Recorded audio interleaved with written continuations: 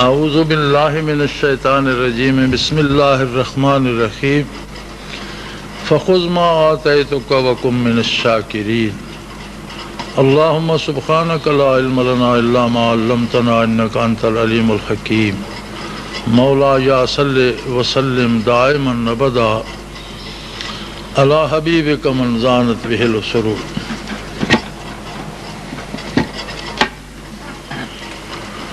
اللہ جل شانہ کی ذات ارحم الراحمین ہماری سمجھ، ہمارے شعور، ہمارے علم کی حدود سے بالا تر کریم، ہر وقت، ہر آن، ہر ایک کے ہر حال سے واقف،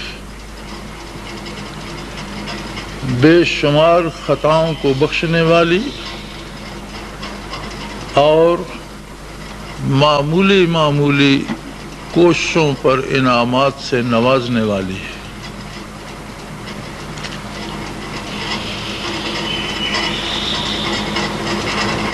مشہور مقولہ ہے، رحمت حق بہانمی جوید بہانہ جوید، اللہ کی رحمت قیمت طلب نہیں کرتی، بہانے تلاش کرتی ہے۔ لیکن انسانی مزاج ہے، انسان اپنے آپ کو، اپنی قوت یقین کو، اپنے کردار کو، اپنی فکر کو، اپنی سوچ کے معیار کو بھول جاتا ہے، اور فکر اسے یہ ہوتی ہے کہ مجھے یہ نہیں ملا، مجھے وہ نہیں ملا، مجھے وہ بھی ملنا چاہیے، میرے پاس یہ دولت بھی ہونی چاہیے۔ یعنی بڑی عجیب بات ہے کہ انسان ایسا خود فریبی میں مبتلا ہو جاتا ہے کہ جو کام خود اسے کرنا چاہیے اسے بھول جاتا ہے، اور جو کام اللہ کریم نے اپنے ذمہ لیا ہے اس کی فکر کرتا ہے۔ جیسے فرمایا وَمَا مِن دَعْوَةٍ فِي الْأَرْضِ إِلَّا عَلَى اللَّهِ رِزْقُهَا، زمین پر کوئی ادنا ترین مخلوق بھی اگر ہے تو اس کا رزق اللہ کے ذمے ہے، وہ رازق ہے، جس نے پیدا کیا ہے، رزق اس کے ذمے ہے۔ ہم یہ سمجھتے ہیں کہ ہماری کوشش، ہماری چالاکیاں، ہمارے فریب شاید ہمارے لیے بہت سا رزق جمع کر لیں گے۔ نبی علیہ الصلوۃ والسلام کا ارشاد ہے کہ آدمی کا اپنا رزق دو طرح کا ہے، ایک وہ جو اس نے اللہ کی راہ میں خرچ کر دیا، دوسرا وہ جو اس نے اپنے آپ پر خرچ کر لیا، کھا لیا، پی لیا، پہن لیا۔ اس کے علاوہ اس کا کچھ بھی نہیں۔ اگر اس کے پاس اربوں روپے بھی پڑے ہیں تو پتہ نہیں کس کے لیے رکھ کے بیٹھا ہے، کس کے کام آئیں گے۔ اگر یہ بات ہے تو ہم محنت کیوں کریں، مزدوری کیوں کریں، کاروبار کیوں کریں؟ کاروبار، محنت، مزدوری حصول رزق کا سبب نہیں ہے۔ کاروبار، محنت اور مزدوری عبادت ہے۔ اللہ کا حکم ہے کہ رزق حلال طلب کرو، تلاش کرو۔ اب اس کے لیے جائز وسائل اختیار کرنا ایسے ہی عبادت ہے جیسے نماز ادا کرنا، روزہ رکھنا، زکوٰۃ دینا، حج کرنا، باقی جس طرح فرائض ہیں اسی طرح طلب رزق حلال میں محنت کرنا فرض عین ہے، اور جائز وسائل اختیار کرنا عبادت ہے۔ اب اس پہ رزق کتنا ملتا ہے وہ اس کی اپنی تقسیم ہے۔ وہ چاہے تو کسی کو سلطنت بخش دے، وہ چاہے تو اگلے لمحے میں فقیر کر دے۔ آپ نے دیکھا نہیں کہ سلاطین جہاں قتل ہو جاتے ہیں اور کوئی ان کی لاش دفن کرنے کی جگہ نہیں دیتا،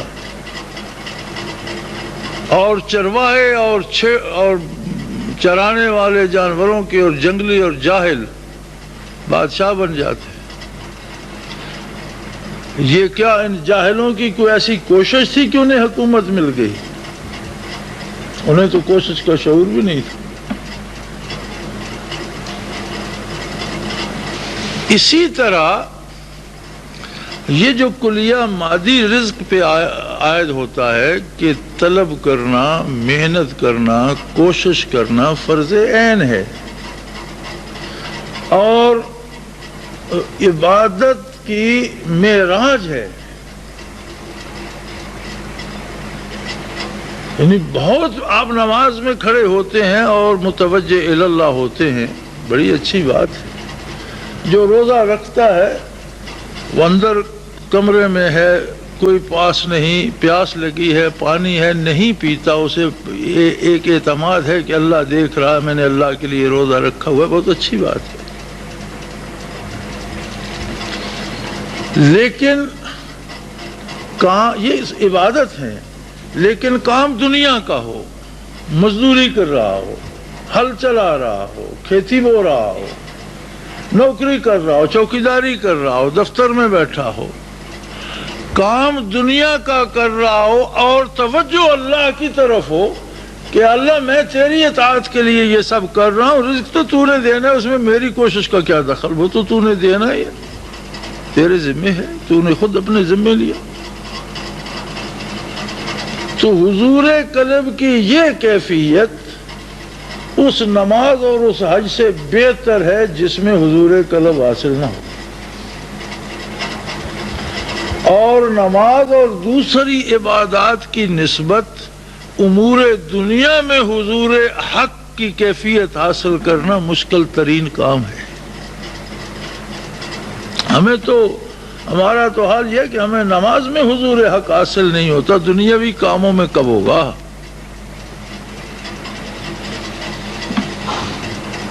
حضرت عبید اللہ احرار رحمۃ اللہ تعالی علیہ جو ہمارے سلسلے کے بزرگوں اور مشائخ میں سے بھی ہیں،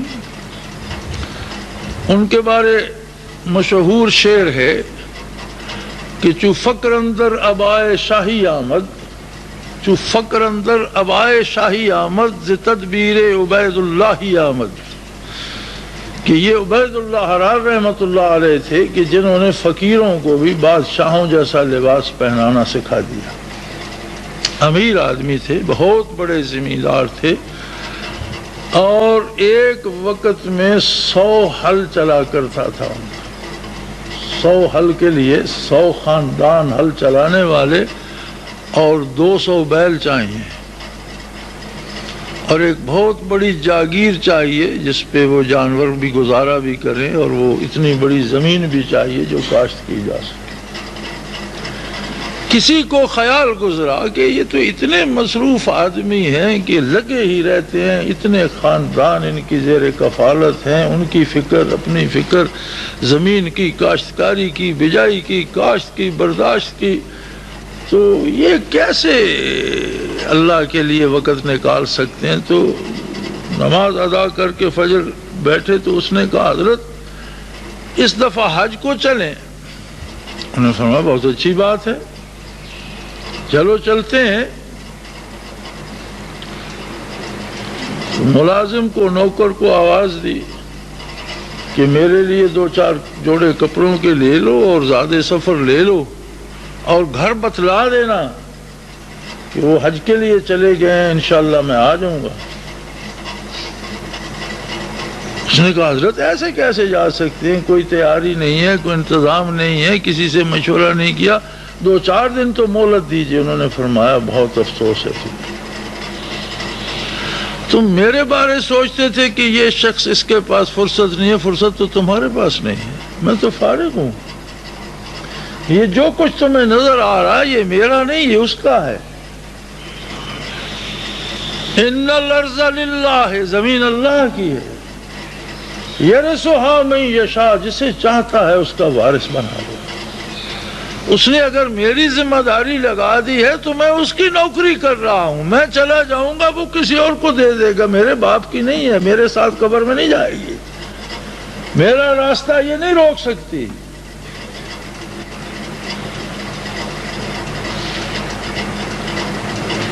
یہی کلیہ، یہی قاعدہ دین میں اور روحانیت میں بھی لاگو ہوتا ہے۔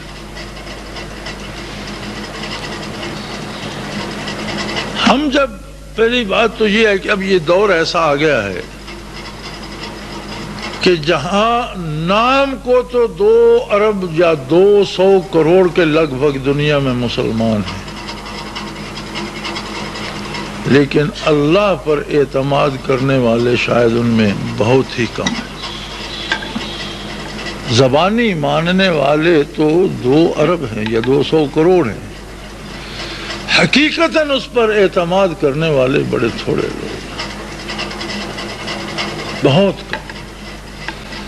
اور اللہ سے کٹ کر لوگ اکیلے ہو گئے ہیں۔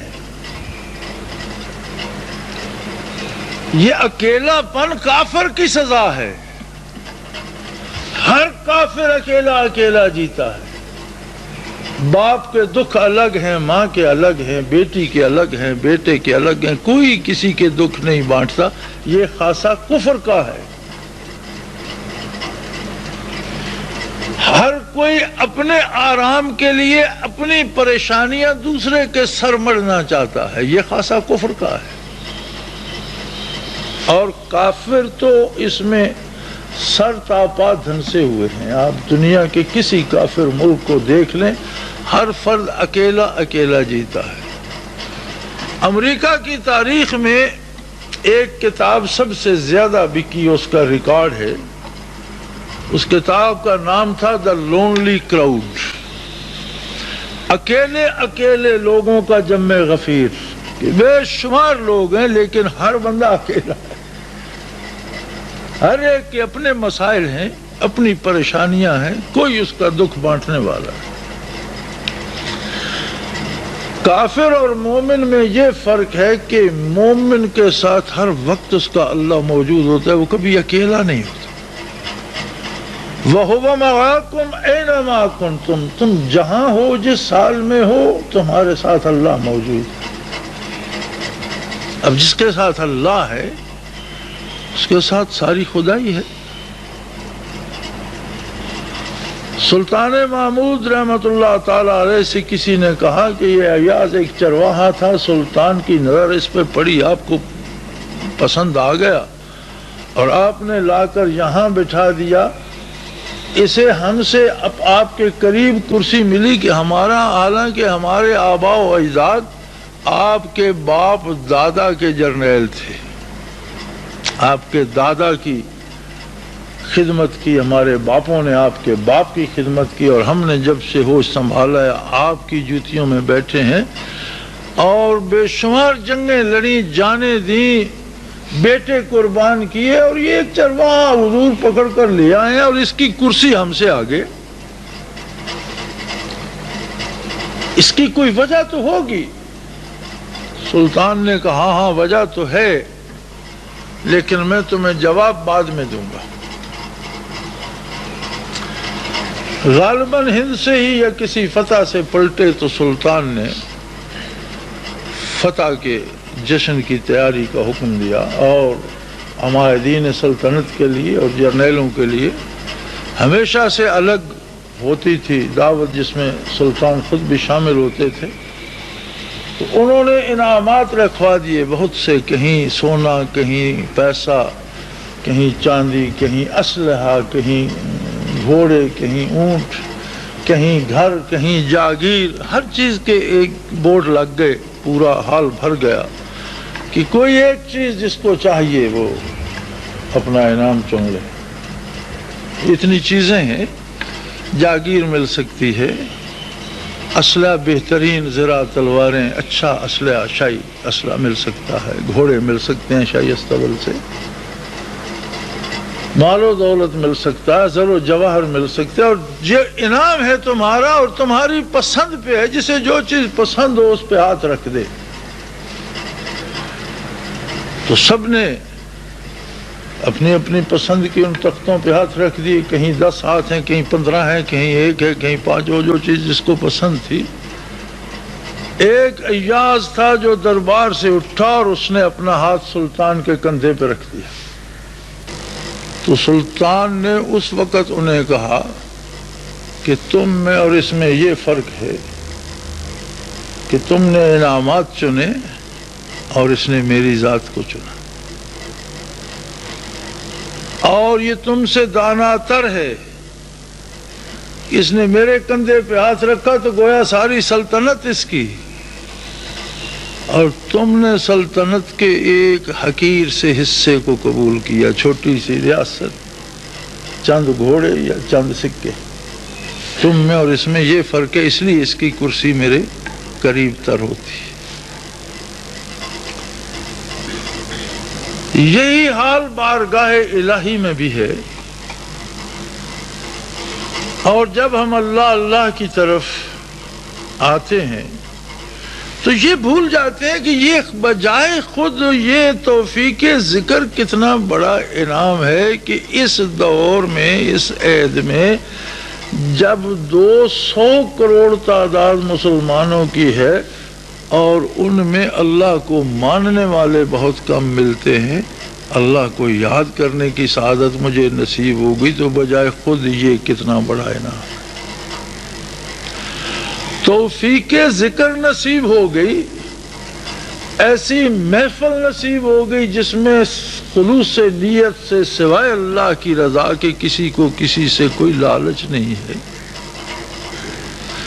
پھر قلب ذاکر ہو گیا، لطائف ذاکر ہو گئے، بدن ذاکر ہو گیا، سلطان الاذکار نصیب ہو گیا، باقی کی ساری عمر اسی کا شکر ادا کرتا رہوں تو ادا نہیں ہو پاتا۔ انسانی مزاج ہے، ہم یہ چیزیں بھول جاتے ہیں، اور انسانی مزاج یا جسے ہیومن نیچر کہتے ہیں، یہ ہر بندے میں ہوتی ہے۔ انبیاء علیہ السلام میں بھی ہوتی ہے، انہیں بھی گرمی سردی حوادثات زمانہ متاثر کرتے ہیں۔ حضرت موسیٰ علیہ نبینا علیہ السلام نے، دیکھو کیسی عجیب بات ہے، اللہ کا نبی نہیں، اولو العزم رسول ہے، صرف نبی نہیں، اولو العزم رسول ہے۔ انبیاء سے رسل افضل، انبیاء افضل ہیں، رسل افضل تر ہیں، اور اولو العزم افضل ترین ہیں۔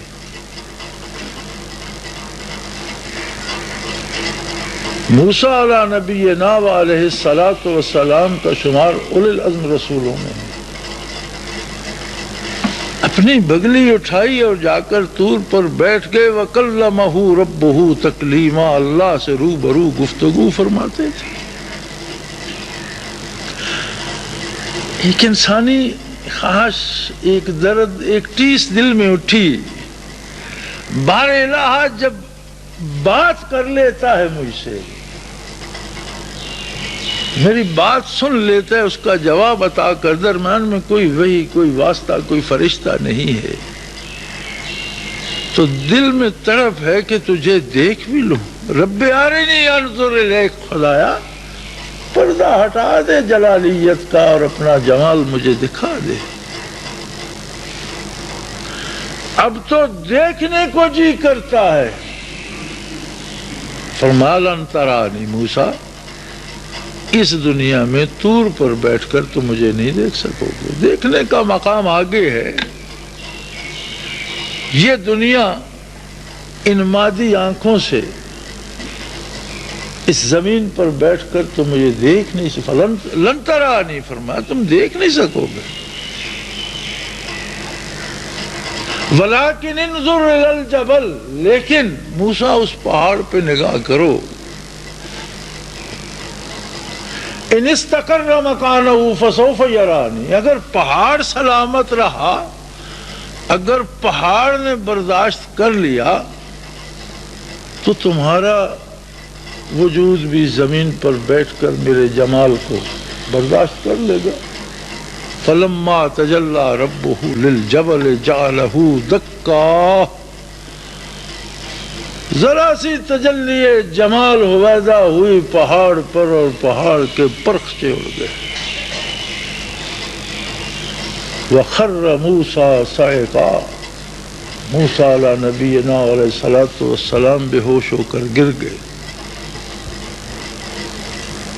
تجلی پہاڑ پر پڑی۔ فلما افاقا، جب حواس بحال ہوئے تو معذرت کی، بار الہ انسان کا مزاج ہے وہ اور آگے اور آگے، مجھ سے غلطی ہو گئی، مجھے معاف فرما دے۔ تو ارشاد ہوا فَخُذْ مَا آتَيْتُكَ وَكُن مِّنَ الشَّاكِرِينَ، موسیٰ جو میں دیتا جاؤں وہ لیتا جاؤں۔ میں جانتا ہوں کس وقت کب کہاں کس کو کیا دینا ہے، مجھے کسی کے مشورے کی ضرورت نہیں ہے، لہذا میری بارگاہ میں فَخُذْ مَا آتَيْتُكَ وَكُن مِّنَ الشَّاكِرِينَ، جو میں دیتا جاؤں وہ لیتا جا اور اس کا شکر ادا کرتا چلا جا۔ اب وہ چاہتا ہے جل شانہ کہ تم میرے ہو جاؤ، اسے ہماری ضرورت تو کوئی نہیں۔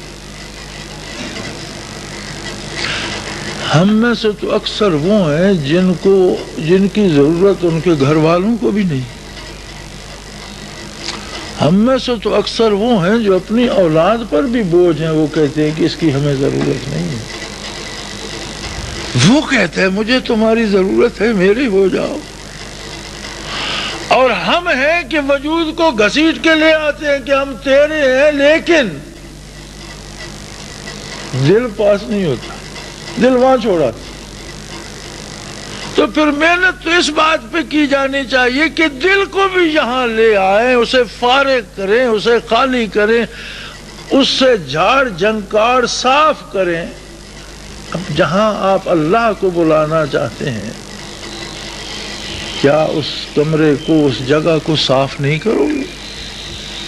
اس میں خواہشات کے جالے لٹک رہے ہوں گے، آرزوؤں کی تاریکیاں چھائی ہوئی ہوں گی، اس میں حسد اور نفرت کی آندھیاں چل رہی ہوں گی اور جھاڑ جھنکار اگے ہوئے ہوں گے، اس میں دشمنی کے سانپ رینگ رہے ہوں گے، اور آپ کہیں گے یا اللہ بھی جلوہ افروز ہو جائے، بھئی آپ تو آپ ہیں، میں تو میں ہوں۔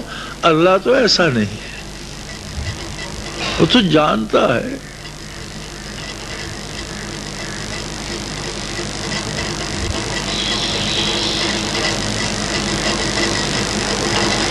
ابراہیم علیہ السلام سے ارشاد فرمایا کہ جب میرا گھر بنا دیا ہے تو اسے حاضر ہونے والوں کے لیے صاف ستھرا رکھو۔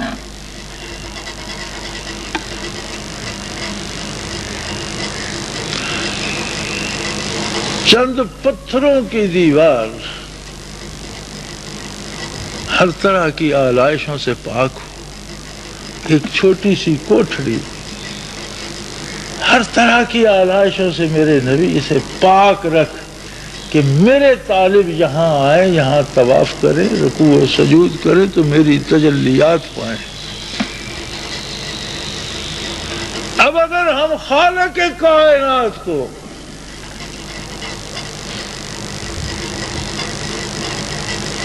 اپنے دل میں بلانا چاہتے ہیں، اور دل ہے کہ اسے دل کہنا ہی نہیں چاہیے، اس میں تو جھاڑ جھنکار ہے، خواہشات کی آندھیاں چل رہی ہیں، فکریں کہیں سے کہیں جا رہی ہیں۔ یہی بات قرآن کریم میں ارشاد فرمایا موتو قبل ان تموتو، موت سے پہلے بھی کبھی مر کر دیکھو، کبھی یہ سوچ لو جب میں گیٹ سے داخل ہوا میں مر گیا، میں کسی مسجد میں نہیں آیا، میں قبر میں اتر گیا۔ اب قبر میں روشنی کے لیے اللہ کا نام چاہیے، قبر کی تنہائی کے لیے اس کا ساتھ چاہیے، قبر کے عذابوں سے بچنے کے لیے اس کی رحمت چاہیے، تو پھر سب کچھ چھوڑ کر اسی کے ہو جاؤ۔ اب اس کا کام ہے، وہ کیا دیتا ہے، جو دیتا ہے لیتے جاؤ۔ جو وہ دے گا شاید اتنا مانگنے کا آپ سوچ بھی نہیں سکے۔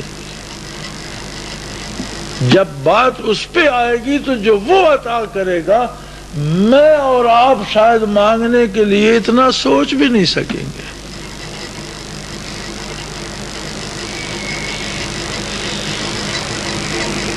تو جب وہ اولو العزم رسول کو موسیٰ علیہ نبینا علیہ الصلوۃ والسلام کو فرما رہا ہے فَخُذْ مَا آتَيْتُكَ وَكُن مِّنَ الشَّاكِرِينَ، موسیٰ جو میں دیتا ہوں وہ لیتا جا اور شکر ادا کرتا رہے، مجھے مشورے نہ دے کہ مجھے یہ دے دے مجھے وہ دے، اس کی ضرورت نہیں، میں خود جانتا ہوں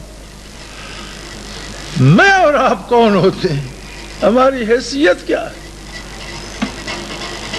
اس گئے گزرے زمانے کے لوگ جس میں رزق حلال ناپید ہے، جس میں محبت نام کی جنس ناپید ہے، جو دشمنیوں سے اٹا پڑا ہے، جو تکلیفوں کا گھر بن گیا ہے، جو دکھوں کا جہاں بن گیا ہے، جہاں ہر سجدہ سکے پہ ہو رہا ہے اور دولت کی پوجا ہو رہی ہے،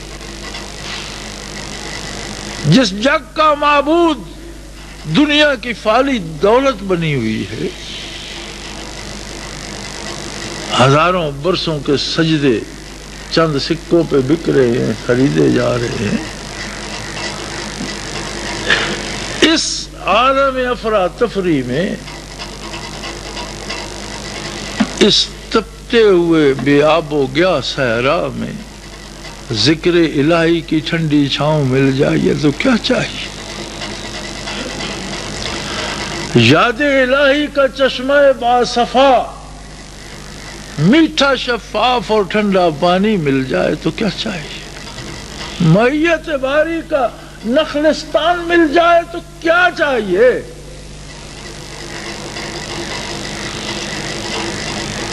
پھر وہاں بیٹھ کر اس کا شکر کرتے رہو، اس کا ذکر کرتے رہو، اس کی یاد سے روئیں روئیں کو آباد کر لو۔